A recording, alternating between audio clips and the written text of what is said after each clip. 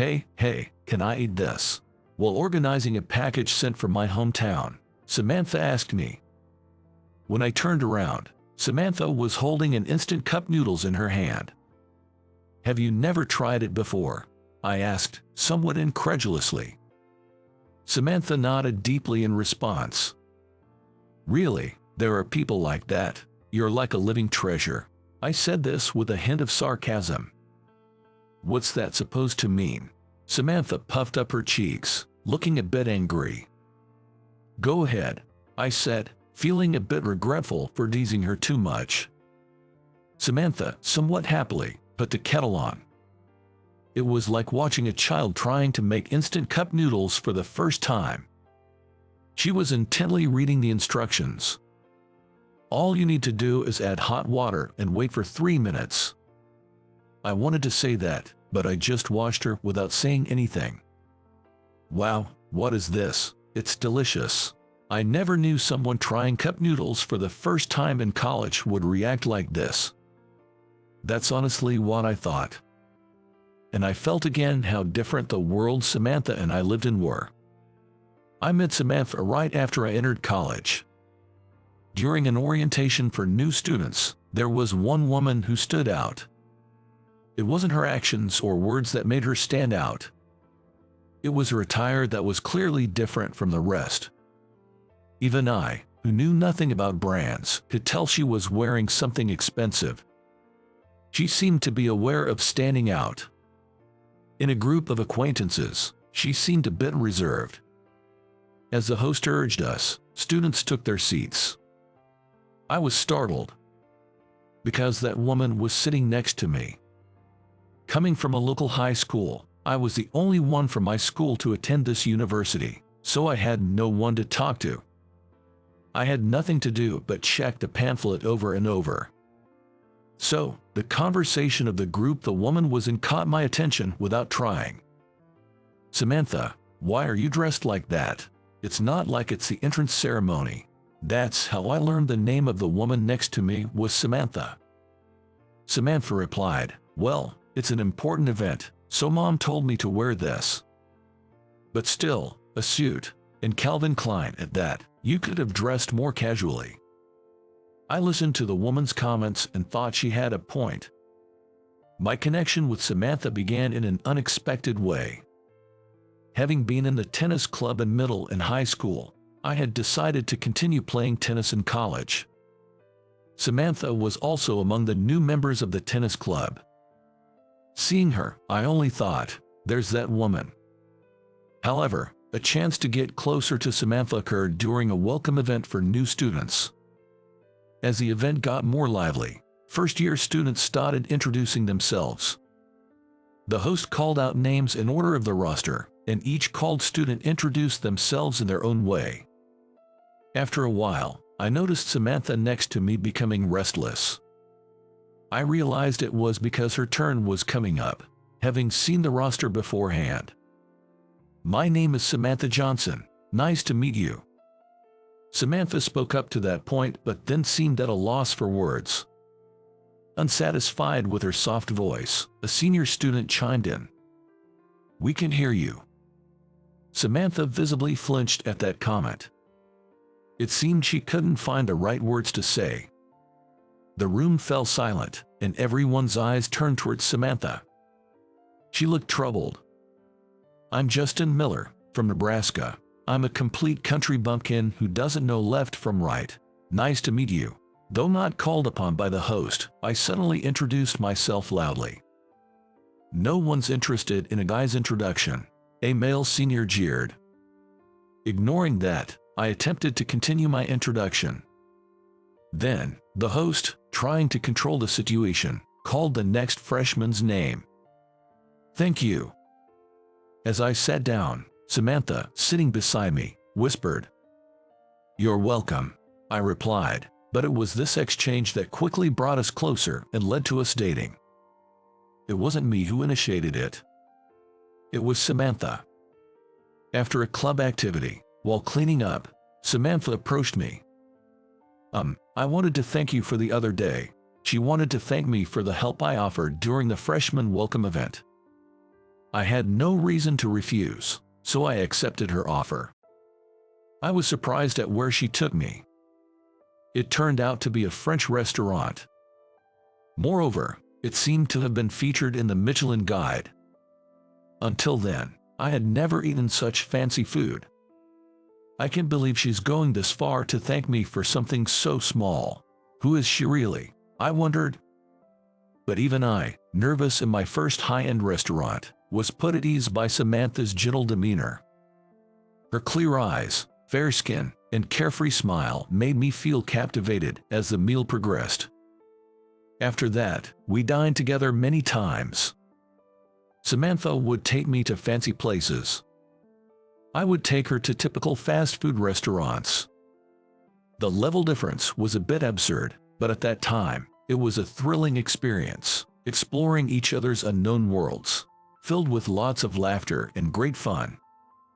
Eventually, Samantha began coming to my apartment every day, and we started living a semi-cohabitative life. My mom was a hardcore saver, and growing up with that, I naturally adopted a frugal lifestyle.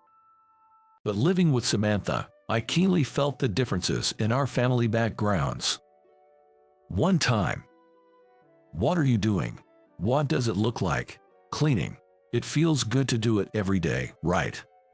Why don't you just hire a maid?" And another time, "Hey, what are you doing? What, can't you see? I'm cooking. Aren't you hungry? You cook by yourself. That's amazing. You're like a chef."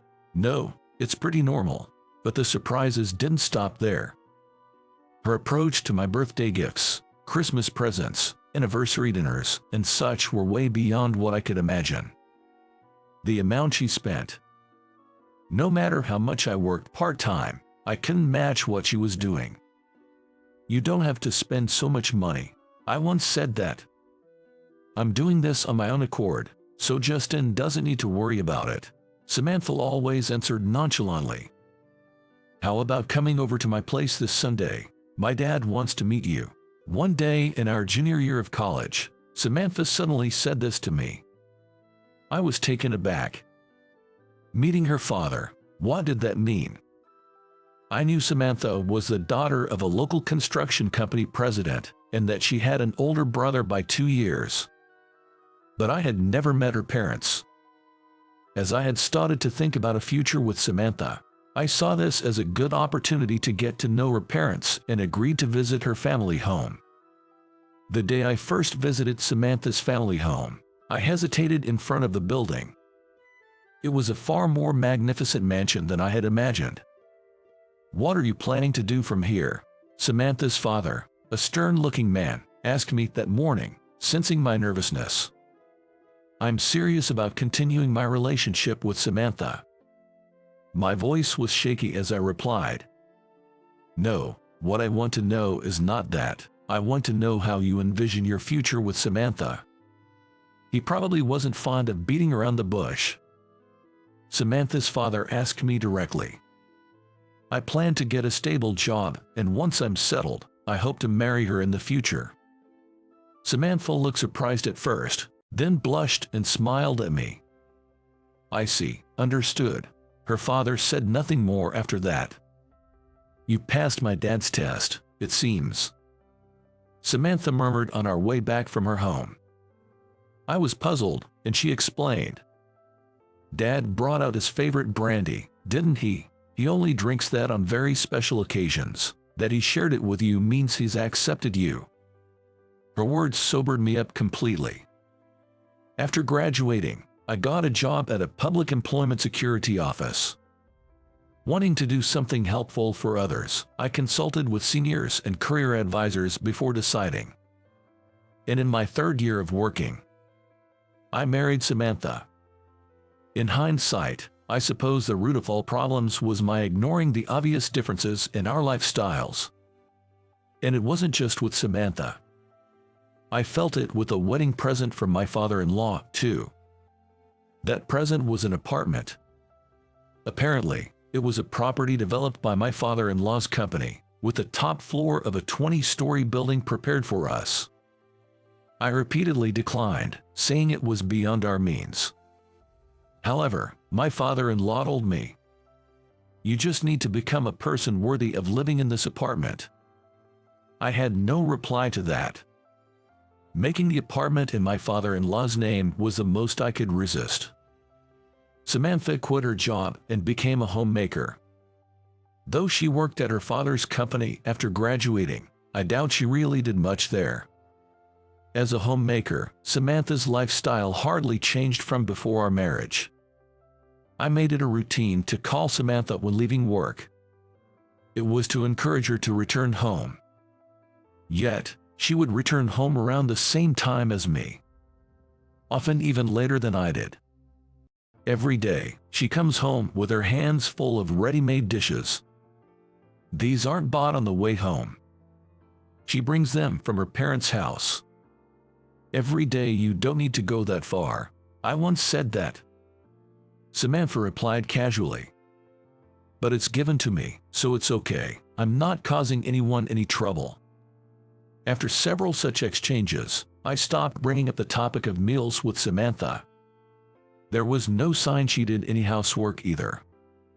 Concerned, I once asked her about it. "It's fine. A helper comes to take care of it when asked," Samantha said without any sign of embarrassment. When we were dating, it was my place, so Samantha couldn't just let anyone in. But after we got married and she became a housewife, I thought she would naturally do the housework and take care of the home. However, the significant difference in values made me gradually feel distance from Samantha. One day, I asked Samantha how much we were spending each month. The amount she mentioned left me shocked. It was way beyond my salary. "I'd like us to manage within the range of my salary each month," I requested. "Really? Why? We can just get the extra from my parents. There's no need to worry about it." I lost my temper at her words. "We need to live within our means. When will you graduate from depending on your parents? Consider my position a bit." Samantha seemed unable to understand my feelings. "Why? It's my family, after all. What's wrong with relying on them a bit? My parents are happy with that, too. It's a matter of degree. In your case, it's just too much." Our arguments continued without reaching a resolution. At one point, during a heated argument, Samantha shouted, "I don't want to live such a miserly life. If you don't like what I'm doing, let's just get a divorce." "Okay, I understand." I agreed. That happened 1 year after we got married. The next day, I got a divorce form, filled it out, stamped it, and presented it to Samantha. Then I left the house. I was glad the apartment was in her father's name. Back to living alone after a long time, I felt a bit lonely but also enjoyed the freedom. I reverted to the frugal lifestyle I had since I started living alone in college. The divorce was finalized. And about 10 years later, "I'll do anything. Please give me a chance." While working, I thought I heard Samantha's voice from a distance. I couldn't see her because of the partition, but it sounded like her. "I need money right away, so a day job would be best." It definitely sounded like her.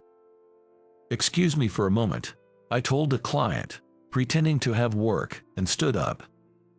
Standing in front of the seat where the voice came from, I saw the client's face. I was taken aback. It was indeed Samantha. I knew she would come, I thought, seeing her. But I couldn't change my assignment, so I returned to my seat. After finishing with the client, I hurriedly stood up. Then I looked around for the seat where Samantha had been sitting. But I couldn't find her. I went outside. "Samantha," I called out almost instinctively. Samantha, recognizing my voice from behind, turned around hesitantly. "Justin, you're still working here?" She looked embarrassed. It was unclear whether it was due to her shabby clothes or the fact that we were meeting at the employment office after such a long time. "It's been a while. Are you okay?" "Yeah, I'm fine." We spoke briefly, then silence followed. Do you have time this evening? After work, let's talk for a bit," I asked. Surprised, Samantha nodded. I didn't have anything particular in mind to talk about. Honestly, I didn't know what to say during this unexpected reunion with my ex-wife. But seeing Samantha, I couldn't just ignore her. After work, Samantha was waiting at the entrance of my workplace. We then went to a nearby cafe. It's been 10 years, I remarked, to which Samantha nodded. I didn't ask why she was looking for a job. I didn't need to. I had an idea why she was at the employment office. Then Samantha started talking. My dad's company went bankrupt. I was aware of this. Some of her father's former employees had come to me for consultation. I'm sorry for belittling your lifestyle, calling it poor. I was the foolish one. It took me until this age to understand what you meant by living within our means. Losing everything after Dad's company collapsed. I now painfully realize I'm someone who can't do anything on her own. Samantha carefully chose her words as she spoke. She mentioned that her father's apartment, where we lived, was sold. Now she's living in a one-bedroom apartment with her family of 3. Her father had become depressed, and her mother was taking care of him. Samantha's brother, apparently fed up with the family, had left and was untraceable. Samantha, with no work experience, was struggling to find a regular job and was barely making ends meet for day labor. Thinking about it now, it's unbelievable. Spending tens of thousands on a single meal. How many days of work does that equate to? I almost couldn't believe this was the same Samantha I knew 10 years ago, considering her speech and attitude. By the way, I've been trying out some of the saving tips you told me about when we were dating. Cucking is surprisingly fun. Even a little bit of saving makes a big difference. I'm sorry for mocking it back then. Samantha said, playfully smiling and clasping her hands in front of her mouth. We then talked a lot about saving techniques. The opposite personalities we had when dating were exciting and fun.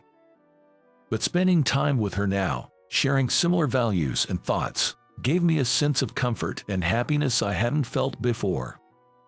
When leaving the cafe, as I was about to pay, Samantha said, "Let me pay, I've got it." No, I invited you, but you listened to me. It's only fair. It must have been a bit of a hassle for the cashier, but we had that typical argument at the register. Okay, then, let's split it, Samantha suggested, and I couldn't help but smile. The old Samantha would never have budged in situations like this, usually just leaving a $100 note and walking out of the store. So, hearing the word split the bill coming from her was unexpectedly surprising to me. On our way to the train station, something caught my eye. "Just wait here for a minute," I said and asked Samantha to wait for me in a nearby park. A few minutes later, "Here, this is for you." I handed Samantha an envelope. What is this?" "It's $5,000. This should last you a few months, right? Day laboring only leads to living day by day, and that's no good. This is for your living expenses until you find a stable job. You don't have to pay it back." "No, I can't accept such a large amount," Samantha protested, but I couldn't help smiling at her words. "Don't say that. Remember all the gifts you gave me back then. Consider this a return favor, and please accept it." Hearing this, Samantha burst into tears. "I will definitely work and pay you back. Thank you, Justin." After that, we occasionally met up. Sometimes, I gave her job advice and recommended companies that hired inexperienced workers and had good reputations. Eventually, Samantha secured a job as a factory worker at a place I recommended. When I checked with President Thompson about how she was doing, he said, "Oh, she's a great addition, a bit naive, but she's eager to learn and work hard. The long-time workers, especially the older ladies, find her adorable. Since Samantha joined, there's a brighter atmosphere around here." Hearing this made me very happy. Then, a year later, Samantha handed me something. It was an envelope containing $6,000. "What is this?" It's the money I borrowed, and a little extra as thanks. I didn't need to use half of what you lent me, but it was a huge help. Thank you so much," Samantha said. "Money really changes people," I mused aloud. Samantha looked puzzled. I was thinking about the old Samantha. Back then, she didn't appreciate the value of money because she never lacked it. Now, Samantha, having earned money through her own hard work, understood its importance. But deep down, she was always kind-hearted. Seeing this, I thought, maybe with the Samantha of now, we could start over. Of course, having been divorced once, I wasn't sure if a fresh start was possible. But I didn't need an immediate answer. We would spend more time together, and this time, without looking away, I would slowly consider our future.